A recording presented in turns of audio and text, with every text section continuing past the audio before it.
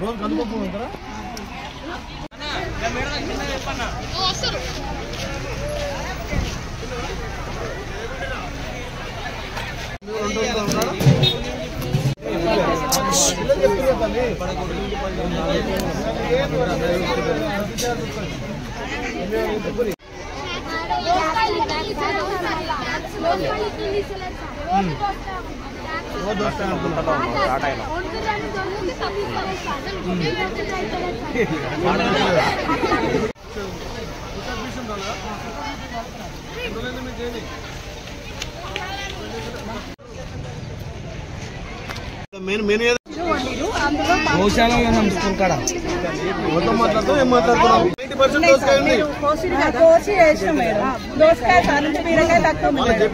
పిల్లలు మన పిల్లలు కదమ్మా, నువ్వు అదే మాట్లాడుతున్నా మాట్లాడుతుంది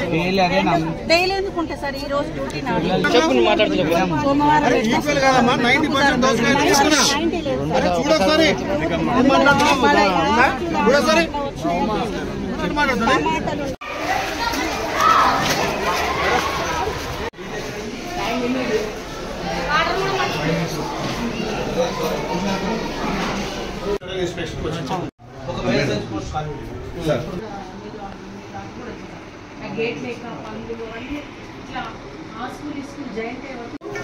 ఎన్ని రోజులు వచ్చి 12 days కొత్త అడ్మిషన్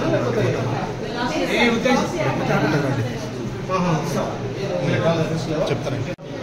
12 days సైజ్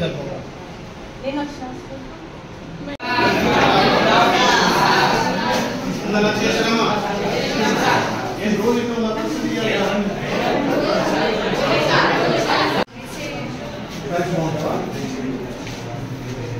మేడం చెప్తున్నారు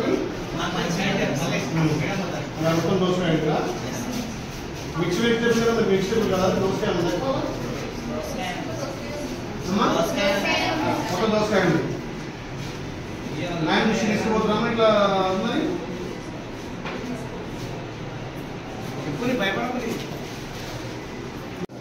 మీరు టైం అయిపోయిన తర్వాత గేట్ పెడతారు కదా, ఆ రౌండ్ గేట్ నుంచి ఏమైనా వస్తే అట్లా రావచ్చు కదా. అట్లా కాకుండా ఇమీడియట్ ఎంత ఖర్చు అవుతుందో ఆ పందులు రాకుండా ఆ బిల్స్ వేపిమండి మనం సొంతం జేబు నుంచి పెడదాము. ఈ గేట్ తర్వాత అది రౌండ్ గేట్ పెట్టేట్టు పందులు రాకుండా చూసుకుంటే ఈ షాట్ నుంచి నెక్స్ట్ షాట్ వరకు కంప్లీట్ కావాలి. అక్కడ పెద్దగా ఆ రోజు పెద్దగా ఏమని చెప్తే ఆయన చేస్తారు పెద్దగా వేసేసి ఇంకొంచెం ఒక ఇటుకొని తర్వాత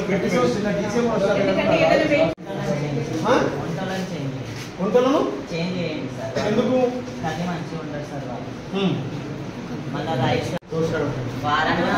ఇప్పుడు అదే ఇష్యూ కదా దోసకాయ ఇప్పుడు అంతే కాదు సార్. ఈ ఇయర్ నుంచి చాలా ఏమంటామా ఈ రోజు మిక్స్డ్ వెజిటేబుల్ అంటే అదే 90% దోసకాయ ఇద్దామని నేను గంటతో తీసి బయటకు వేయించిన పిల్లలు అదే నేను బయటకు వేస్తే బాయ్స్ అని చెప్పలే.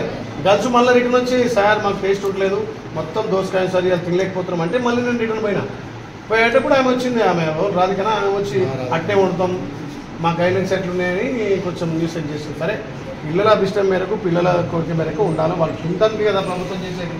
రోజు సన్నబియ్యం ఇచ్చి ఇన్ని రకాలు చేసి వాళ్ళ కోసం కదా ఇట్లా వస్తే మేము కూడా కాంప్లైంట్ చేస్తుంటాం వాళ్ళ పిల్లలు. ఇంకా ప్రభుత్వాన్ని చెప్పకపోతే ఎవరు చెప్తారా? ఇది కరెక్ట్ కాదు.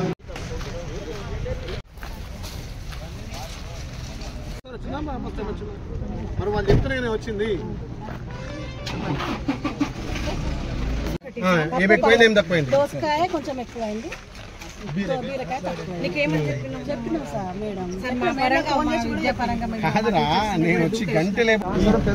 తెలంగాణలో గౌరవ ముఖ్యమంత్రి రేవంత్ రెడ్డి గారి నాయకత్వాన ప్రభుత్వ పాఠశాలను బలోపేతం చేసి నాణ్యమైన విద్యతో పాటు పిల్లలకు మిడ్ డే మీల్స్ విషయంలో కానీ ఆహార విషయంలో భద్రతలు అన్నీ తీసుకొని మంచి పౌష్టికాహారం అందించి శారీరక దార్ఢ్యం పెంచడం కోసం ఒకవైపు నాణ్యత విద్యతో పాటు ఇక్కడ మిడ్ డే మీల్స్లో కూడా అన్ని రకాల భోజన వసతులతో ప్రభుత్వం ఇవాళ గొప్పోళ్ళు చదువుకునే కార్పొరేట్ స్థాయిలో విద్యను అందిస్తూ అదేవిధంగా వాళ్ళ మిడ్ డే మీల్స్ విషయంలో కూడా వాళ్ళకు అన్ని విధాల వసతులు ఇచ్చి మిడ్ డే మీల్స్ కానీ డైట్ ఛార్జీలు కానీ కాస్మెటిక్ ఛార్జీలు పెంచి ఇలా మంచి గొప్పలు తినే భోజనం అందిస్తుండు మా గౌరవ ముఖ్యమంత్రి రేవంత్ రెడ్డి గారు.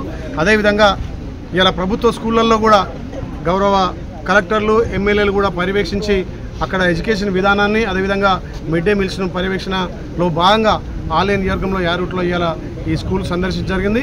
ఇక్కడ పిల్లల్ని అడిగి ఆ మిడ్ డే మీల్స్ సందర్భంలో భోజనం చేసే సందర్భంలో తెలుసుకుంటే కొంత ఇవాళ వండిన క్రమంలో దోసకాయ ఎక్కువ ఉంటుందని చెప్పి ఆ పిల్లలు చెప్పడంతో వాళ్ళని కూడా పిలిచి వాళ్ళ మందలేయడం జరిగింది. మీరు ప్రభుత్వం అన్ని విధాలా మీకు సహకరిస్తున్నప్పుడు మంచి భోజనం పెట్టాలి.